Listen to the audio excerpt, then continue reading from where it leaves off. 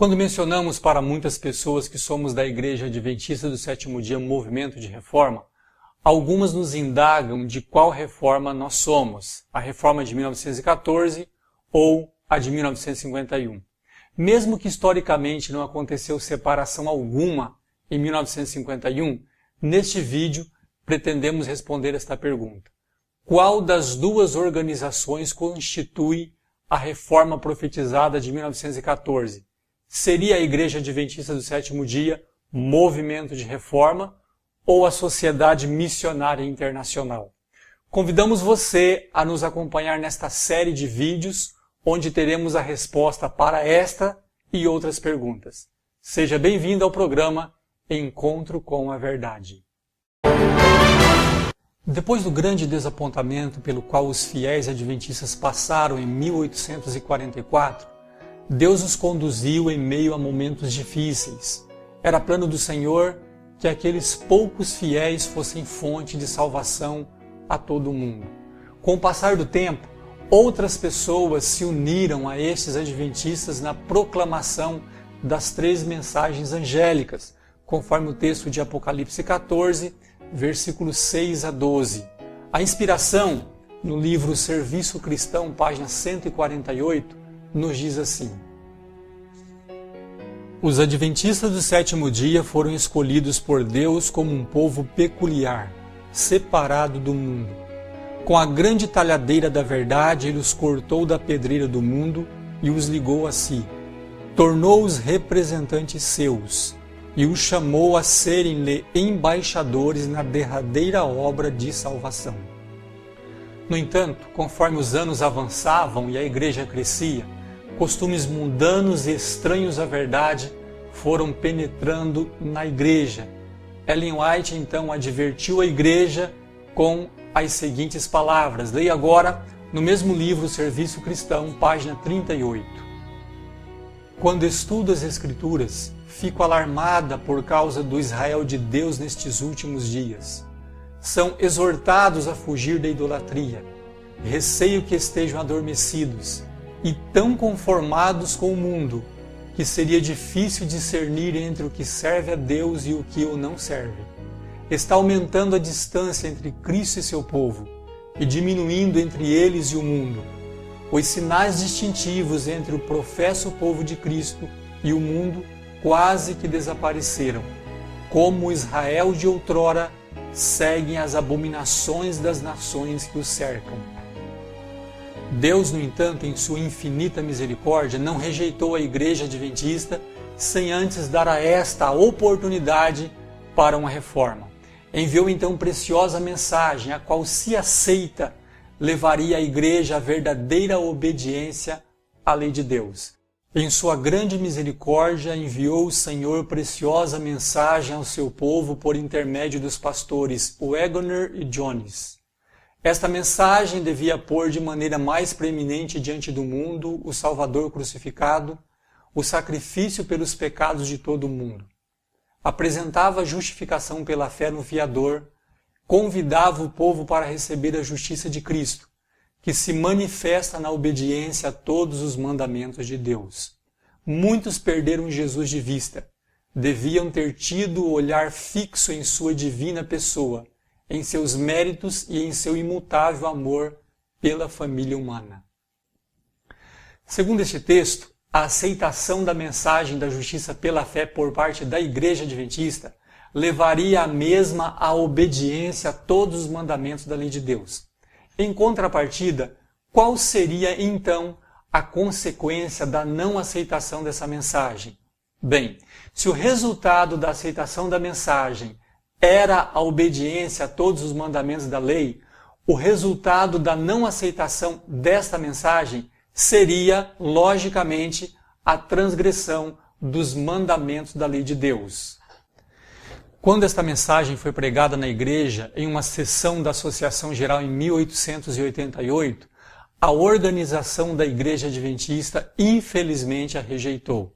Na introdução deste mesmo livro, Testemunhos para Ministros, na página 25, nós lemos o seguinte: infelizmente, vários líderes de nossa obra ligados à Associação Geral e às nossas instituições em Bethel Creek, colocaram-se do lado negativo e estabeleceram no próprio coração da obra da Igreja um foco de resistência. A irmã White também confirma a rejeição da mensagem pela Igreja, fazendo uso das seguintes palavras: a indisposição de ceder a opiniões preconcebidas e de aceitar esta verdade estava à base de grande parte da oposição manifestada em Minneapolis contra a mensagem do Senhor através dos irmãos Waggoner e Jones. Promovendo aquela oposição, Satanás teve êxito em afastar do povo, em grande medida, o poder especial do Espírito Santo que Deus anelava comunicar-lhes. O inimigo impediu-os de obter a eficiência que poderiam ter tido em levar a verdade ao mundo, como os apóstolos a proclamaram depois do dia de Pentecoste. Sofreu resistência à luz, que deve iluminar toda a terra com a sua glória, e pela ação de nossos próprios irmãos tem sido, em grande medida, conservada afastada do mundo. Ao se opor a esta mensagem de reavivamento e reforma, a Igreja como organização estava então preparada não para ser fiel aos mandamentos de Deus, mas para transgredi-los. Na crise que desabou sobre a Igreja Adventista no ano de 1914 a 1918, período da Primeira Guerra Mundial, 98% da Igreja apoiou a participação na guerra, resultando esta atitude na transgressão direta do quarto e do sexto mandamento. O jornal de Dresden, da Alemanha, do dia 12 de abril de 1918, trouxe a seguinte matéria extraída da entrevista com um adventista. Ao jornal ele disse: no começo da guerra dividiu-se nossa igreja em dois partidos. 98% de nossos membros chegaram, pelo estudo da Bíblia, à convicção de que a consciência manda defender a pátria com armas também no sábado. Esta opinião, apoiada por todos os membros da diretoria, foi imediatamente comunicada ao Ministério da Guerra. 2%, porém, não concordaram com esta decisão, sendo por fim excluídos por motivo de seu comportamento indigno de um cristão. A Igreja Adventista também confirma a exclusão destes membros que não apoiaram a defesa da pátria, que não apoiaram a guerra. Neste livro, Os Adventistas da Reforma, publicado pela Igreja Adventista, nós lemos aqui na página 28 a seguinte informação. Esta situação levou a direção da Igreja a reagir com outras ações incorretas, separando da comunhão os protestadores sem o devido procedimento. Devemos ressaltar que estes fiéis irmãos adventistas não tinham nenhuma intenção de fundar uma nova igreja. Eles não possuíam uma organização mundial, mas perceberam que precisavam de algum tipo de organização local em forma de sociedades ou associações paralelas à Igreja Adventista, com o objetivo de dar viabilidade e força à sua causa em defesa da lei de Deus, e até mesmo para negociarem uma possível reconciliação com a Igreja, pois sabiam, segundo a inspiração, que Deus não pode abençoar a desorganização. Que nomes eles usaram? Vejamos alguns nomes adotados em diversos países por este movimento de reforma. Na Escandinávia, os Adventistas da Fé Original. Tchecoslováquia, a Semente da Mulher. Transilvânia, os Adventistas da Antiga Fé. Iugoslávia, Adventistas Remanescentes. Sul da Romênia e Bulgária, os Adventistas fundamentados sobre a base da fé de 1844. Hungria, os Adventistas do Sétimo Dia fundamentados sobre a antiga plataforma de 1844. Alemanha, Sociedade Missionária Internacional dos Adventistas do Sétimo Dia fundamentados sobre a antiga plataforma de 1844. A fonte dessa informação você encontra neste livro, A História dos Adventistas do Sétimo Dia, Movimento de Reforma, na página 142. A Igreja Adventista do Sétimo Dia denominou estes irmãos de o movimento opositor e, em outras instâncias, também eram conhecidos como os 2%, como podemos ver no protocolo de Friedensal, na página 3, publicado pelas 3 uniões alemãs dos Adventistas do Sétimo Dia. Nenhum destes nomes, no entanto, constituiria no futuro o nome oficial desse movimento de reforma. Quero repetir, nenhum desses nomes foi escolhido para ser o nome oficial da denominação a nível mundial.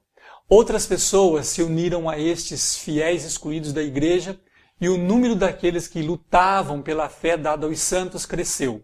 Assim que em 1919, uma união foi organizada na Alemanha sob o seguinte nome: Sociedade Missionária Internacional dos Adventistas do Sétimo Dia, sobre a plataforma de 1844, União Alemã.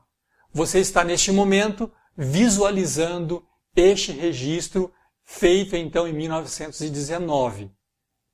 Queremos chamar sua atenção para 2 pontos importantíssimos. O primeiro, apesar de louvável esta iniciativa de registrar este movimento, a mesma foi apenas uma atitude local representando apenas os crentes alemães. E segundo, a parte movimento de reforma, como você pode perceber, não foi usada neste registro. Fica claro, portanto, que o nome movimento de reforma não era ainda utilizado ou usado quando a União Alemã foi organizada. Outro detalhe muito interessante é de onde então estes irmãos obtiveram o nome Sociedade Missionária Internacional. Bem, este era na verdade o nome da casa publicadora da Igreja Adventista do Sétimo Dia na Alemanha. E eles então empregaram este termo ao nome com o objetivo de enfatizar o caráter internacional da obra adventista, em contrapartida ao espírito nacionalista revelado por aqueles 98% dos membros que se posicionaram em favor da guerra. Foi nesse sentido que, em 1919, eles então registraram na Alemanha a Sociedade Missionária Internacional dos Adventistas do Sétimo Dia. Devemos salientar ainda que este não era o registro de uma igreja, porque na verdade não havia uma nova igreja, mas apenas uma sociedade que amparara aqueles irmãos excluídos e que servia, portanto, de representação para negociar com a Igreja Adventista uma possível reconciliação. O termo movimento de reforma, portanto, que hoje identifica o povo reformista, nem mesmo aparecia neste primeiro registro. Os que defendem este registro como dando base para o surgimento da atual Sociedade Missionária Internacional deveriam se ater ao nome como este se encontra neste documento. Nem mesmo nossos irmãos da Sociedade Missionária Internacional têm hoje o nome que representa este documento ou a história. A seguir mostraremos a você alguns documentos onde o nome Sociedade Missionária Internacional era usado.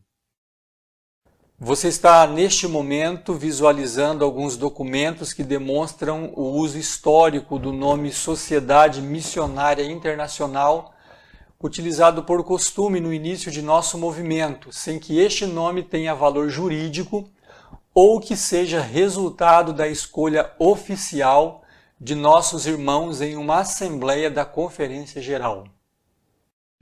Eram apenas publicações locais desses irmãos excluídos pela Igreja Adventista. Mesmo excluídos, estes fiéis que haviam ficado firmes na obediência aos 10 mandamentos, procuraram permanecer na Igreja Adventista se ela reconhecesse seu erro e se voltassem ao Senhor. Todas as tentativas de uma possível reconciliação, porém, com a Igreja Adventista, infelizmente falharam. A literatura oficial adventista, neste livro, afirma o seguinte: depois dos malfadados esforços para a reconciliação com a Igreja Adventista em 1920 e 1922, os reformistas saíram para levar sua mensagem ao mundo.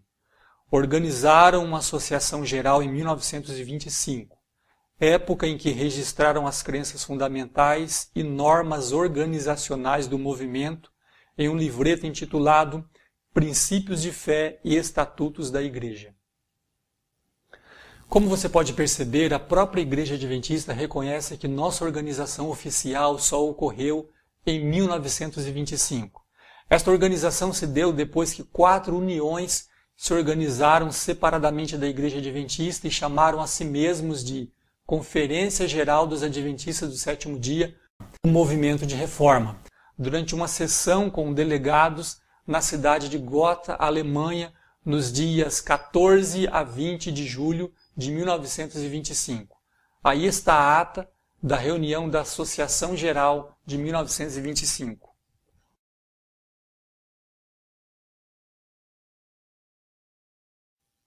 Nesta reunião, com 18 delegados representando 4.000 membros, foi, portanto, organizada a nossa Conferência Geral. Foram também estabelecidos nossos princípios de fé e o nome oficial da Igreja. Você está visualizando a primeira edição de nossos princípios de fé adotados naquela ocasião, em 1925. Perceba no centro o nome Conferência Geral dos Adventistas do Sétimo Dia, um movimento de reforma. Temos também a foto histórica dos delegados que participaram daquela sessão. É muito importante destacar aqui que em todas as nossas assembleias da Conferência Geral, o nome escolhido e reafirmado sempre foi Igreja Adventista do Sétimo Dia, Movimento de Reforma. Os que defendem o uso do nome Sociedade Missionária Internacional podem apenas citar uma parte da história e algumas publicações contendo esse nome, e como mesmo fez parte por um tempo do nosso movimento, mas não podem usar nenhuma decisão de uma Assembleia da Conferência Geral na qual esse nome tenha sido apoiado e oficialmente aceito e estabelecido. É a voz de uma Assembleia da Conferência Geral que Deus aceita e reconhece como tendo autoridade, e não publicações esporádicas de capas de revistas ou lições da escola sabatina que Deus aceita como sendo o nome oficial da igreja. Mas isto não equivale a dizer que as decisões de uma associação geral composta de uma assembleia de homens representativos e devidamente designados de todas as partes do campo não deva ser respeitada. Deus ordenou que os representantes de sua igreja de todas as partes da terra, quando reunidos numa Assembleia Geral, devam ter autoridade. O erro que alguns estão em perigo de cometer é dar à opinião e ao juízo de um homem ou de um pequeno grupo de homens a plena medida de autoridade e influência de que Deus revestiu sua igreja, no juízo e a voz da Associação Geral, reunida para fazer planos para a prosperidade e avançamento de sua obra. De acordo com este texto e segundo as decisões de todas as nossas assembleias da Conferência Geral realizadas, qual é o nome oficial da Igreja de Deus? Sem dúvida, Igreja Adventista do Sétimo Dia, Movimento de Reforma. O nome Sociedade Missionária Internacional nunca foi adotado por uma Assembleia Geral, mas por poucos irmãos isolados. Teriam, porventura, estes mais autoridade do que uma Assembleia Geral, segundo o Espírito de Profecia? Na Conferência Geral de 1925 foi discutido qual nome seria adotado oficialmente. Os irmãos da Alemanha queriam que fosse usado o mesmo nome que foi registrado na Alemanha em 1919, e que este nome fosse usado pela igreja no mundo todo. Porém, a maioria teve ideia diferente. Após longa discussão, finalmente concordaram em adotar o nome que usamos até hoje, a saber, Igreja Adventista do Sétimo Dia, Movimento de Reforma. 4 uniões se uniram para formar a Conferência Geral, e foi definido o nome de nossa organização, conforme mostrado na ata da Conferência Geral de 1925 e na capa do livreto Princípios de Fé, publicado imediatamente depois na Alemanha, a saber, Princípios de Fé dos Adventistas do Sétimo Dia, um movimento de reforma. Mesmo assim, nossos irmãos da Alemanha, apesar da decisão oficial da sessão da Conferência Geral de 1925, em 1929 registraram a igreja com o nome Sociedade Missionária Internacional dos Adventistas do Sétimo Dia, Movimento de Reforma. Você está visualizando neste momento o documento do registro realizado na Alemanha em 1929. Agora, por que isso aconteceu? Por que os irmãos não seguiram a decisão da Conferência Geral de 1925, que estabeleceu o nome oficial de nossa igreja? Bem, de acordo com as leis então em vigor na Alemanha, uma corporação religiosa deveria ter pelo menos uma propriedade a fim de poder qualificar-se para o registro, e a Conferência Geral não tinha nenhuma. Por isso, o registro com o nome oficial adotado pela Conferência Geral foi então adiado. Durante uma reunião de comissão da Conferência Geral, realizada na sede da União Alemã, de 29 de junho a 4 de julho de 1927, ficou decidido o seguinte: que a Conferência Geral seja registrada do mesmo modo que a União, para que os mesmos estatutos submetidos para o registro da União possam abranger também a Conferência Geral, e que no futuro a União Alemã opere sob esses estatutos, sob o mesmo nome da Conferência Geral. Como você pode perceber de forma clara, por razões administrativas e legais, foi usado provisoriamente o nome antigo da União Alemã, para que a Conferência Geral pudesse então operar dentro da legalidade. Assim, vemos ambos os nomes sendo usados naquele tempo. O adotado pela Conferência Geral em 1925, sendo o nosso nome denominacional, e o nome Sociedade Missionária Internacional como registro legal, mas provisório, até que a Conferência Geral tivesse então propriedades em seu próprio nome. A Conferência Geral do Movimento de Reforma foi registrada em Burg-Wendel, na Alemanha, no dia 11 de janeiro de 1929. Mas acontece que o registro foi depois cancelado pelas autoridades daquele país em maio de 1936, sendo, portanto, juridicamente extinto o registro da igreja. Você está neste momento visualizando o documento que mostra que o registro feito em 1929 foi extinto e eliminado. Acima você pode ver a data, 1936. Na sequência, você pode ver outros detalhes de quando este documento foi cassado e extinto, e também a data, abril de 1936. Percebemos facilmente, segundo estas evidências, que aquele registro adotado circunstancialmente na Alemanha, como sendo Sociedade Missionária Internacional, foi cassado naquele tempo e dissolvida a organização e os bens todos confiscados. Desde a Conferência Geral de 1934, a situação política na Europa impediu os irmãos de terem outra sessão da Conferência Geral por 14 anos. Isso deu espaço para que Satanás introduzisse uma série de problemas, tais como a formação de grupos autônomos sem o governo e a direção de uma Conferência Geral. Neste período, portanto, não podemos realizar nenhuma Assembleia da Conferência Geral. Esta só pôde ocorrer finalmente em 1948. Esta sessão da Conferência Geral foi realizada em julho de 1948 na Holanda. Durante a mesma foram comissionados 3 irmãos, a saber, o presidente da Conferência Geral, irmão Carlos Kozel, o vice-presidente, irmão Albert Miller, e o secretário, irmão Dumitru Nikolic, de incorporar ou registrar a Organização Mundial nos Estados Unidos da América. Finalmente, eles poderiam então executar a resolução número 11 da Conferência Geral de 1925. Assim, o nome que eles todos concordaram em registrar foi Conferência Geral dos Adventistas do Sétimo Dia, Movimento de Reforma. Este registro foi realizado no dia 8 de abril de 1949. O registro, que representava o movimento de reforma mundialmente, foi confirmado pelas uniões e pelos campos missionários. Nós ainda mantemos esta mesma corporação, que tinha sua sede em Sacramento, Califórnia, mais tarde transferida para Roanoke, estado da Virgínia, nos Estados Unidos da América. Você está visualizando os documentos que comprovam este fato. Observe no carimbo, no cabeçalho, e veja qual nome denominacional os irmãos determinaram para representar a igreja a nível mundial.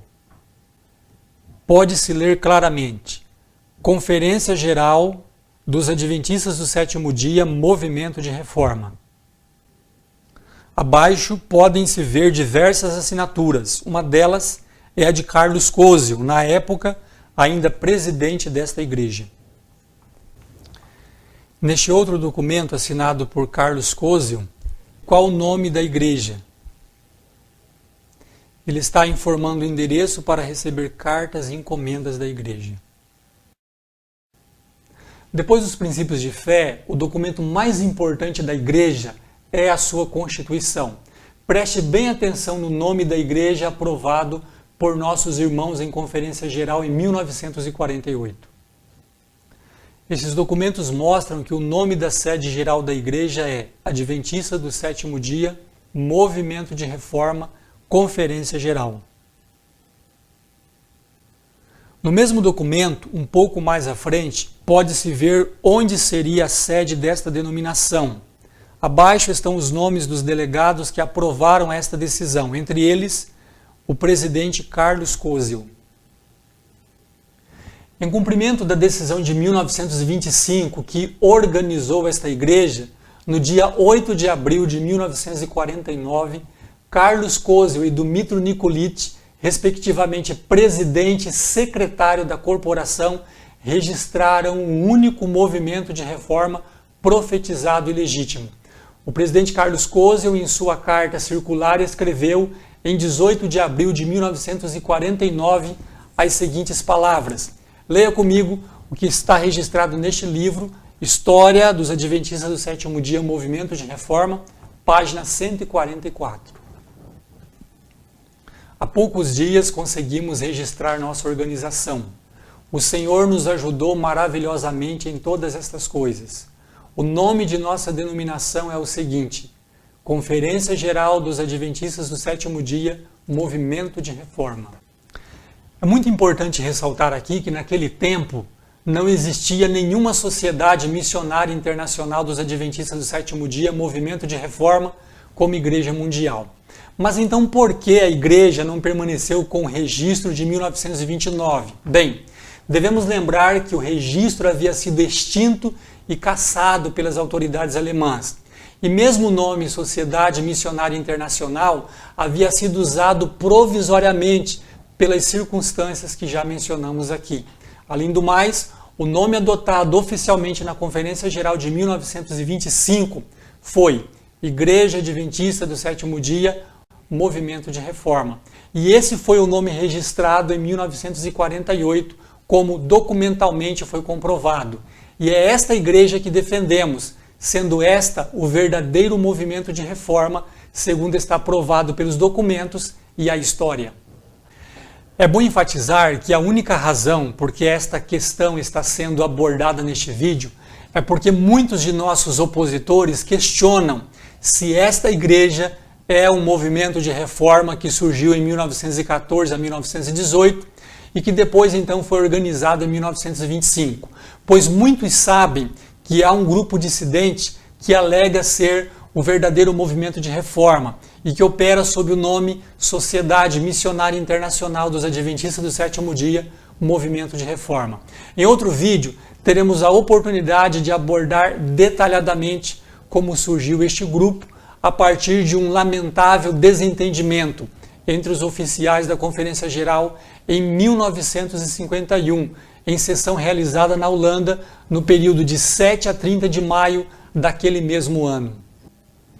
Por ora, podemos adiantar que naquela ocasião, por razões envolvendo princípios da verdade e da lei de Deus, bem como problemas administrativos concernentes à gestão do irmão Carlos Cozio, houve uma forte dissensão entre os delegados, culminando na eleição de dois comitês antagônicos, um liderado pelo irmão Carlos Kozel e o outro liderado pelo irmão Nicoliti, cada um deles alegando ser o legítimo presidente da Conferência Geral dos Adventistas do Sétimo Dia, Movimento de Reforma. A eleição do irmão Nicoliti e de sua equipe foi aceita pela maioria dos membros da igreja, cerca de 80%. Depois que o irmão Kozel sentiu que faltava o respaldo da igreja às suas intenções, entrou então com um processo de justiça no mundo, por 2 vezes em 1952, para forçar-nos a reconhecê-lo como presidente legal da igreja, adentrando mais uma vez em um terreno proibido tanto pela Bíblia quanto pelos testemunhos no que diz respeito a levar os irmãos perante os tribunais mundanos. Até mesmo o jornal da época noticiou esta deplorável atitude. Você está visualizando um recorte do jornal da época noticiando o processo judicial que o irmão Kozel levantou contra a igreja. Como mencionamos, tanto a Bíblia quanto o Espírito de profecia nos adverte para que não entremos em juízo contra outro irmão. Paulo, escrevendo aos Coríntios em sua primeira carta, no capítulo 6, a partir do versículo 4, ele enfatiza o seguinte: então, se tiverdes negócios em juízo, pertencentes a esta vida, pondes na cadeira aos que são de menos estima na igreja? Para vos envergonhar o digo, não há, pois, entre vós sábios, nem mesmo um que possa julgar entre seus irmãos, mas o irmão vai a juízo com o irmão, e isto perante infiéis. Na verdade, é já realmente uma falta entre vós, terdes demandas uns contra os outros. Por que não sofreis antes a injustiça? Por que não sofreis antes o dano? Mas vós mesmos fazeis a injustiça, e fazeis o dano, e isto aos irmãos. A irmã White também nos advertiu para que não cometêssemos este terrível erro, a saber, um irmão levar o outro na justiça. No livro Mensagens Escolhidas, volume 3, página 300, nós lemos o seguinte, acompanhe comigo a leitura. Quando surgem problemas na igreja, não devemos buscar o auxílio de advogados que não pertençam à nossa fé. Deus não deseja que revelemos as dificuldades da igreja aos que não o temem. Ele não quer que dependamos da ajuda dos que não obedecem aos seus requisitos. Os que confiam em tais conselheiros demonstram não ter fé em Deus. O Senhor é grandemente desonrado por sua falta de fé, e o seu procedimento ocasiona grande dano para eles mesmos.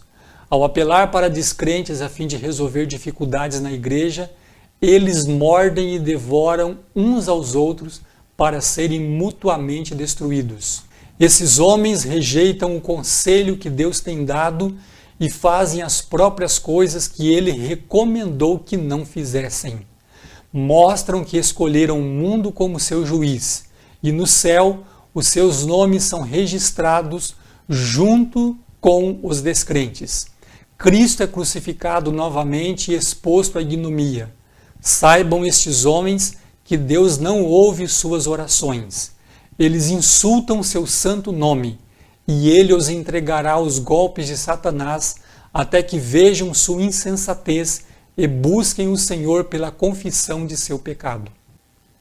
Visando fazer um acordo para a retirada do processo do tribunal secular, os dois comitês da Conferência Geral assinaram um acordo em 7 de maio de 1952, reconhecendo-se mutuamente como líderes da Conferência Geral dos Adventistas do Sétimo Dia, Movimento de Reforma, registrada em 8 de abril de 1949, com o mesmo nome escolhido em 1925, e cuja sede era então localizada em Franklin Boulevard, Sacramento, Califórnia, Estados Unidos da América.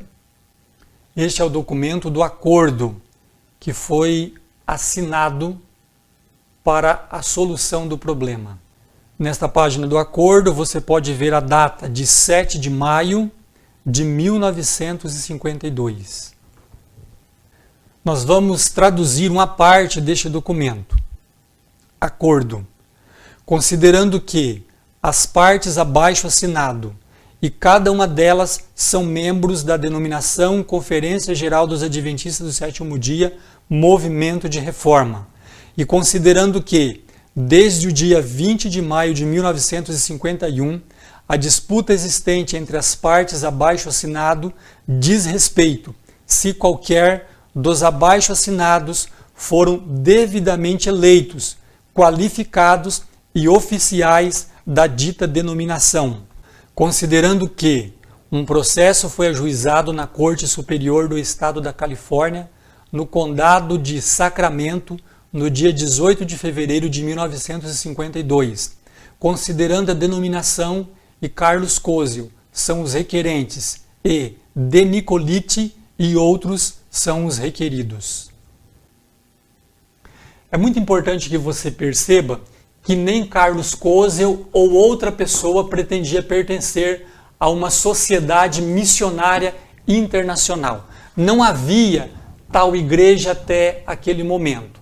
Os dois comitês estavam certos de uma coisa, que ambos pertenciam a uma mesma igreja, a saber, a Igreja Adventista do Sétimo Dia, Movimento de Reforma, e que era necessário então convocar uma assembleia extraordinária para tratar sobre a liderança legítima desta igreja. Note de forma clara que nem Koziel nem Miller alegavam ser presidentes de uma tal sociedade missionária internacional, mas declaravam serem membros e pretensamente líderes da Conferência Geral dos Adventistas do Sétimo Dia, o Movimento de Reforma. O irmão Koziel e seu comitê, organizados em 23 de maio de 1951, enquanto ainda alegavam ter autoridade legal sobre a denominação inteira, reconheceram o irmão Dumitru Nicoliti como administrador da Conferência Geral dos Adventistas do Sétimo Dia, Movimento de Reforma, em uma carta assinada pelo irmão Koziel com a data de 7 de maio de 1952, enviada então a um banco na América, onde lemos o seguinte: por este meio te autorizo a pagar qualquer e toda quantia que possa ter sido depositado na referida conta ao depositor listado a seguir, Dumitru Nicoliti, administrador dos Adventistas do Sétimo Dia, Movimento de Reforma, Conferência Geral. Observe as assinaturas do documento e a data, 7 de maio de 1952. É muito importante repetir e frisar que até aí nenhum deles alegava que a reforma original de 1914 era uma suposta sociedade missionária internacional. A controvérsia que perdurou até o dia 7 de maio de 1952 era apenas esta: qual dos dois comitês foi legitimamente eleito como dirigente da denominação? Perante o juiz, ambos os comitês concordaram em resolver esta questão perante um concílio geral da igreja a ser convocado, provavelmente na Alemanha, antes do fim de 1952. Mas, infelizmente, os acontecimentos tomaram outro rumo. Uma vez que o registro da igreja, as propriedades e a grande maioria do povo e tudo mais permaneceram conosco, os irmãos Carlos Koziel, Albert Miller e Ringelberg e seus apoiadores fizeram então uma reunião e renunciaram inesperadamente seus cargos que os supostos 14 delegados haviam dado a eles em 23 de maio de 1951. Agora então, eles não tinham nenhum cargo na Conferência Geral. E o próprio irmão Koziel voltou então à Argentina como obreiro, conforme informado em carta. Este procedimento, sem dúvida, foi completamente irregular. Se o irmão Koziel era o presidente legal da Conferência Geral dos Adventistas do Sétimo Dia, Movimento de Reforma, conforme alguns até hoje alegam, e se ele não podia ou não queria exercer mais o cargo, então este deveria transferir o cargo para o vice-presidente. E este, por sua vez, se também não pudesse ou não quisesse exercer a função, deveria então convocar uma sessão extraordinária da Conferência Geral e só então entregariam seus cargos. Mas em vez disto, eles lançaram seus cargos ao vento. Fizeram isto para se reconciliarem com uma facção rebelde nos Estados Unidos da América, chamada pelo próprio Kozel anteriormente de os Rebeldes de Denver, e se uniram na luta contra o movimento de reforma. Nesta ocasião, apoiaram como presidente, que não havia sido eleito em nenhuma assembleia, o irmão Ernest Stark, que nem ao menos estava presente na reunião, pois estava na Dinamarca naquela data. Um novo nome foi então adotado, não aquele que eles tinham aceito um mês antes, mas adotaram o nome que a União Americana, agora a Conferência Geral deles, tinha usado como união, a saber, Sociedade Missionária Internacional dos Adventistas do Sétimo Dia, o movimento de reforma. Embora por um curto período de tempo eles ainda continuassem a usar o nosso nome na Europa, mais tarde eles adotaram completamente o nome Sociedade Missionária Internacional. Outra sede foi então escolhida por eles em desobediência à decisão da Conferência Geral de 1948, que transferia a sede da igreja para os Estados Unidos da América, conforme registrado naquele país no dia 8 de abril de 1949. Estabeleceram-se então por um tempo na Dinamarca, abandonando a Igreja Adventista do Sétimo Dia, movimento de reforma, e se unindo àqueles que haviam chamado de rebeldes, registraram-se como Sociedade Missionária Internacional dos Adventistas do Sétimo Dia, movimento de reforma, em 1955 naquele país, como você pode ver no seguinte documento.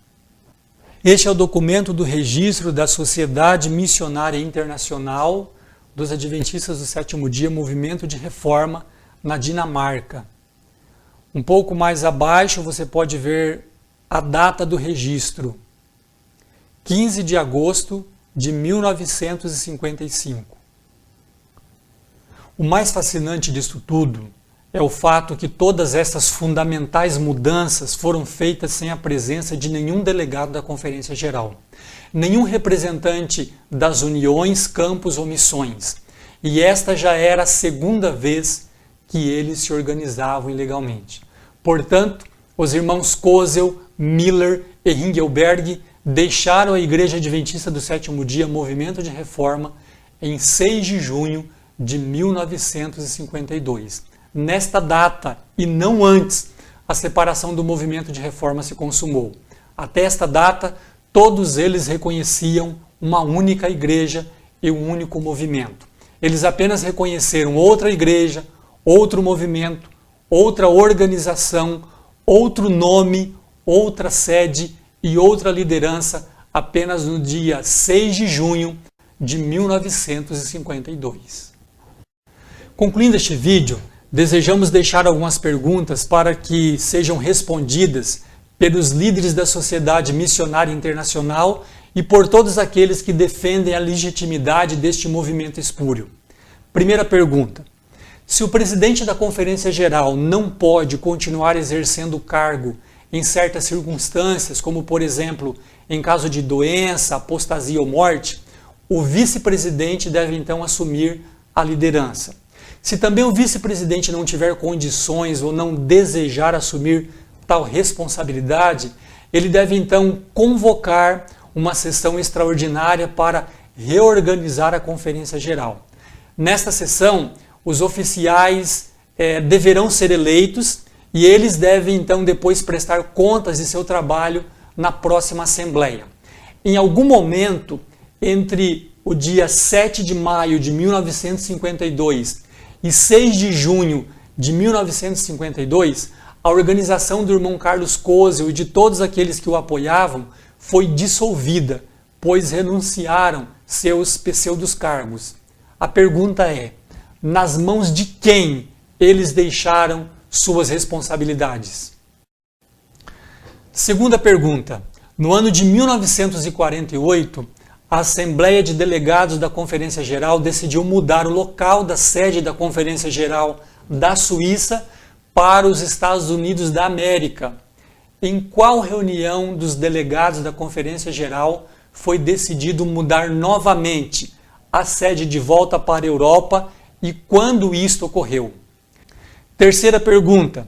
Segundo podemos ler no livro Testemunhos para a Igreja, volume 8, página 236 e 237, os delegados eleitos pelas uniões devem escolher os oficiais da Conferência Geral.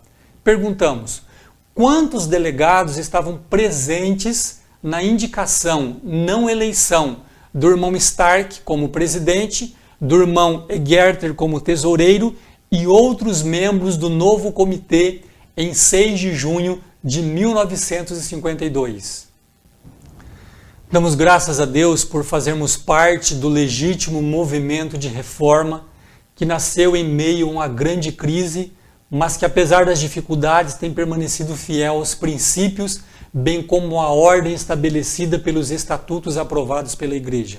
Em breve gravaremos outro vídeo tratando sobre os motivos que levaram a esta grande crise que culminou no surgimento da Sociedade Missionária Internacional em 1952. Que Deus venha iluminar a mente de todos os sinceros que buscam servir a Deus em espírito e em verdade. Amém.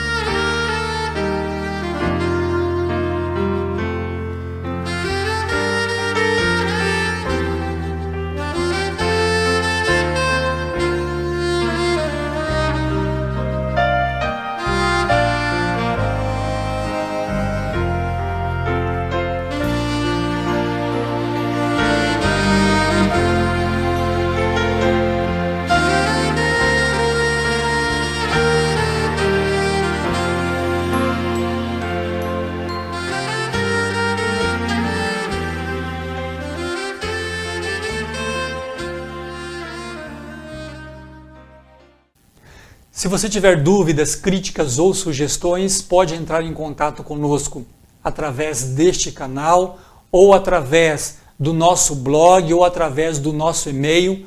Os links você encontra na descrição deste vídeo. Que Deus te abençoe e até o nosso próximo encontro.